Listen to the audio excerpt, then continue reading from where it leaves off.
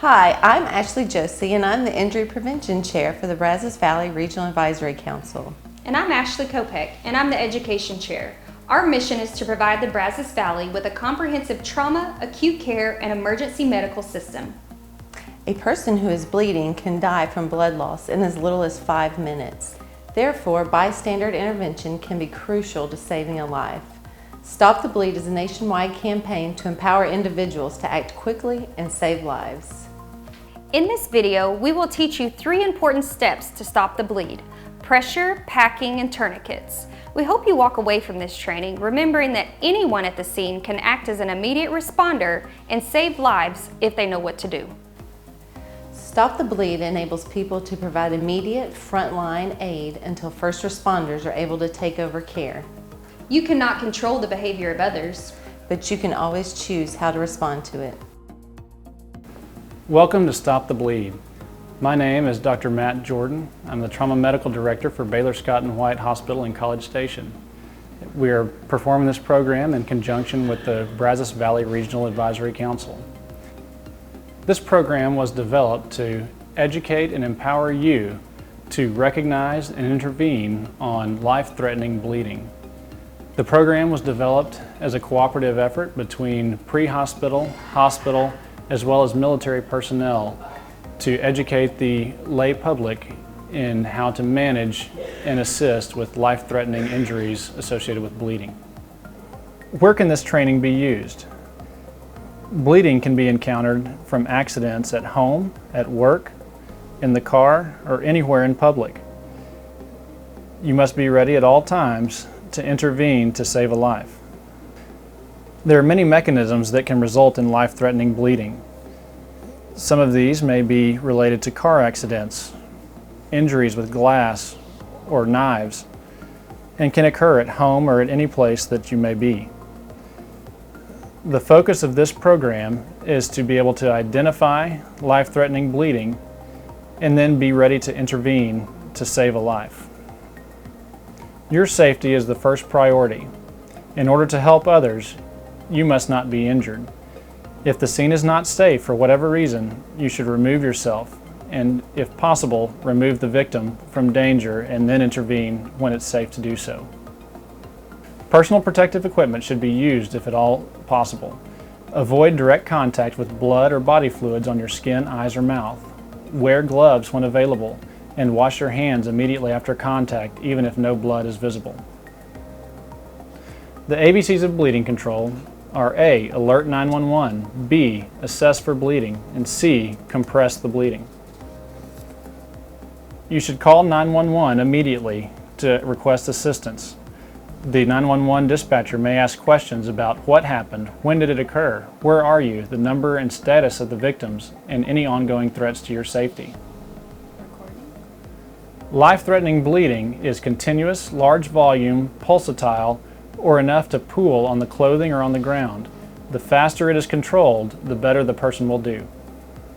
Make sure to assess for multiple sites of bleeding. Assess the back and extremities and underclothing. The principles taught in this course apply to external bleeding. This can occur from the extremities, noted in blue, from the junctional areas, noted in green, such as the neck, armpits, and groin. These junctional areas can have large volume bleeding due to large caliber blood vessels that run through them. The third location, noted in red, is the torso. Internal bleeding in this area can only be controlled with advanced maneuvers, and patients need to be transported to a hospital as soon as possible. C is for compress. Pressure will stop the majority of bleeding. Start by using a small amount of gauze or material, just enough to cover the wound. Excess gauze or material makes pressure ineffective. If gauze is unavailable, use any clean material. Apply pressure directly to the bleeding site. The application of pressure may require a significant amount of force. Apply enough force to stop the bleeding and continue to apply this pressure until help arrives. In this video, you see the use of direct pressure to the bleeding site to control bleeding. This is an effective form of bleeding control in many cases.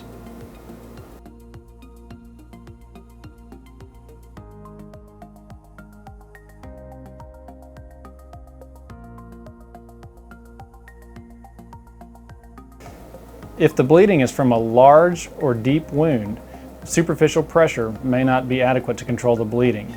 You may need to pack the wound. Pack it deeply and tightly, and then hold pressure. Be careful, as there may be sharp objects or fragments of bone within the cavity. Once the bleeding stops, do not check the wound, simply hold pressure until help arrives. This video demonstrates the packing of a deep wound.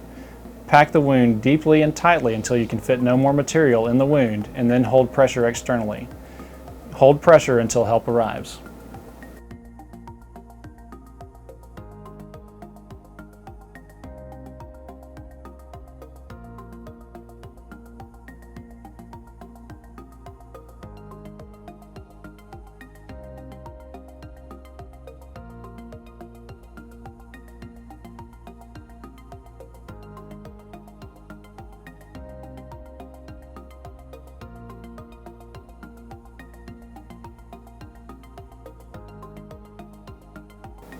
Packing can be used at any of the sites of bleeding on the body.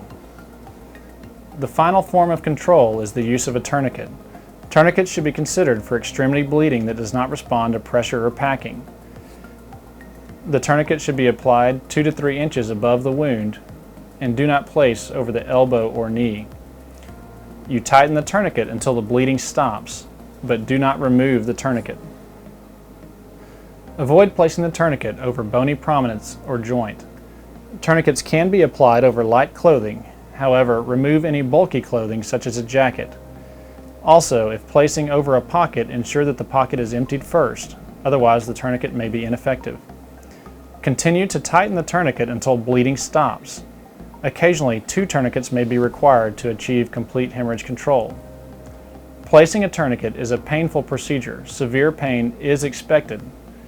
Do not remove the tourniquet until help arrives. This video demonstrates the application of a tourniquet. The tourniquet can be placed on yourself or on someone else. The tourniquet is applied and the strap is pulled snug and velcroed. The windlass rod is then turned to tighten the tourniquet until the bleeding stops.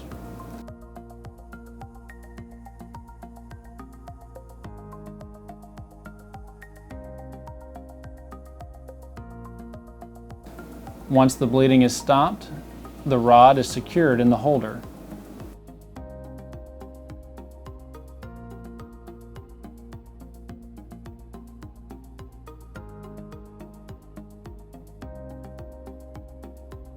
Ensure to note the time that the tourniquet was placed.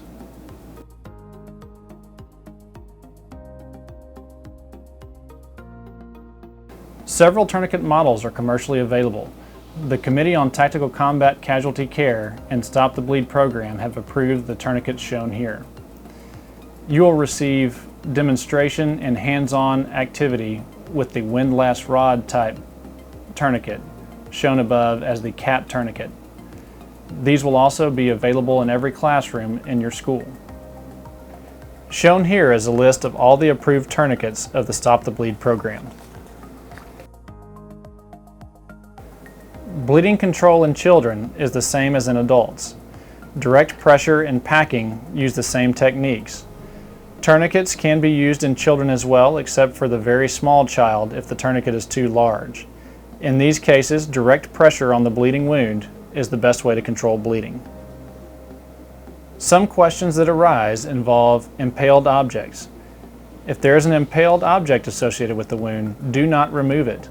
Leave this in place and allow medical personnel to deal with it. Improvised tourniquets are often used.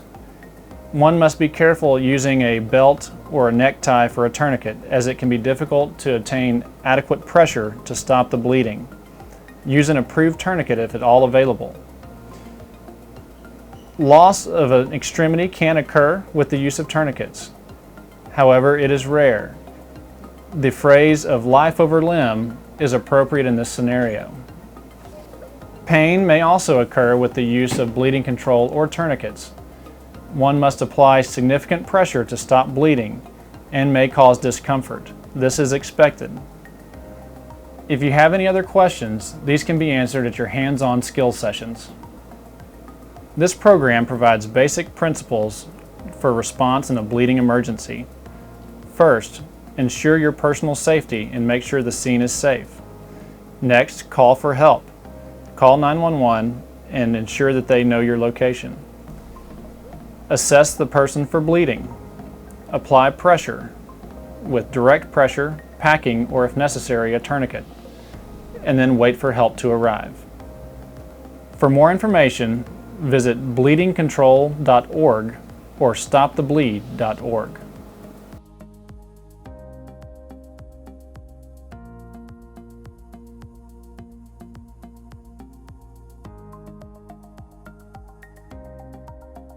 So we have identified that the patient has a sucking chest wound.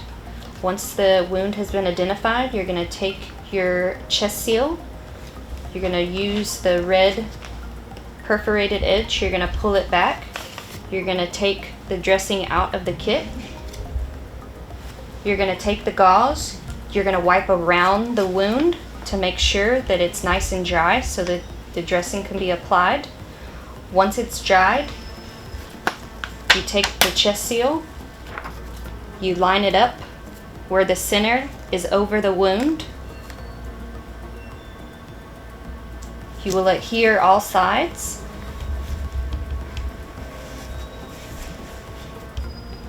And now it's complete.